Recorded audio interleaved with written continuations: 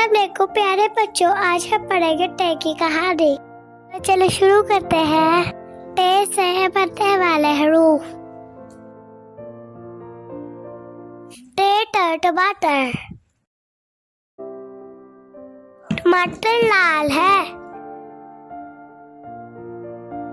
ٹے ٹوکری، ٹوکری میں سبزیاں ہیں۔ ٹے ٹرک، بچہ ٹرک سے کھیلتا ہے۔